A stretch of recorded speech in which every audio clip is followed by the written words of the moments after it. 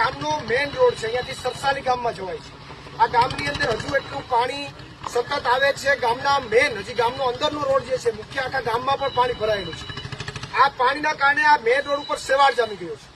અહીંયાથી વડીલો નીકળે છે, આવા નાના નાના બાળકો સ્કૂલે જવા માટે નીકળે છે। અહીંયા મોટા માણસને પણ ચાલવામાં ધ્યાન રાખવું પડે છે।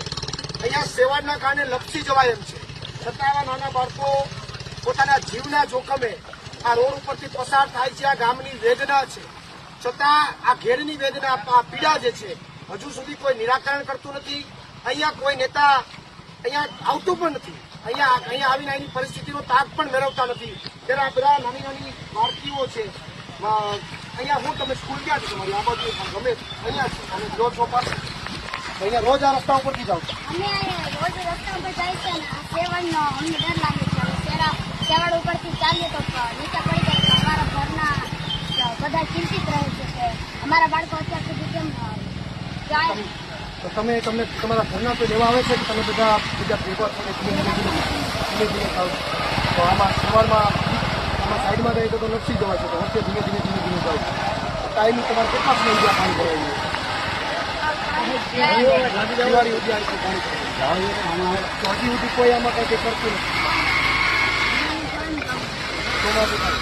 આ નાની બાળકીઓ છે, આ જે સ્કૂલમાં ભણવા જાય છે એની એને ખૂબ સારી સ્પષ્ટ ભાષામાં વાત કરી કે અમારા ઘરના ચિંતિત રહે છે કે અમે ઘેરે પહોંચશું કે નહીં।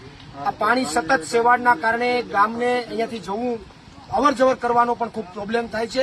હું હજી પણ ગામની અંદરની પરિસ્થિતિ છે આપને લાઈવના માધ્યમથી વિડીયોના માધ્યમથી બતાવીશ। અને મોટા માટે કે બીજા માટે કાંઈ ન કરો તો ખાઈને આવા નાના બાળકોને આવી બાળકીઓની તો ચિંતા કરો એવું સરકારને અને તંત્રને અપીલ કરું છું। અને તંત્રના અધિકારીઓ અને ભાજપના નેતાઓ પાસે સમય હોય તો એકવાર સરસાલી આવો, અહીંયા વિઝિટ કરો। અહીંયા કોઈ નેતા અત્યાર સુધી આવ્યું છે ગામના લોકોને? કોઈ નથી આવ્યું। બાજુમાં ધારાસભ્યનું ગામ છે, અહીંયાથી બાજુમાં થલી છે, ત્યાં ધારાસભ્યનું ગામ છે। અમે થલીથી આ ગામનો અંદરનો જે રસ્તો છે ત્યાંથી જ આવ્યા છે, રસ્તામાં હાલી શકાય એવું જ નતું। તો ધારાસભ્ય પણ ક્યારેય નથી આવ્યા અહીંયા? આવે છે એના કામથી આવે ને અચ્છા, આ પાણી જોઈને જતા રહે? નથી કરતા, ચિંતા નથી કરતા। ચિંતા નથી આમ જોઈને સાહેબ તો ધારાસભ્ય આ ગામના અચ્છા, એવું છે। ચિંતા નથી કરતા, એ અહીંના જ ખાતેદાર હતા। મિત્રો, અહીંયાના ભાજપના નેતા, ભાજપના ધારાસભ્ય ગામના હોવા છતાં અહીંયાથી લઈને ગામ સુધી આખા ગામમાં પાણી ભરાયેલું છે। આવા નાના બાળકોને અહીંયાથી પસાર થવું પડે છે। તંત્ર પાસે સમય રહે, ભાજપના નેતાઓ પાસે સમય રહે તો આ ગામમાં તાત્કાલિક નિરાકરણ કરે, બાકી આવનારા સમયમાં વિસાવદર વાળી કરીને તમારું જનતા નિરાકરણ કરી નાખશે। પ્રવીણ રામ, પ્રદેશ ફ્રન્ટલ અધ્યક્ષ, આમ આદમી પાર્ટી। વિસાવદર અમે કરશું।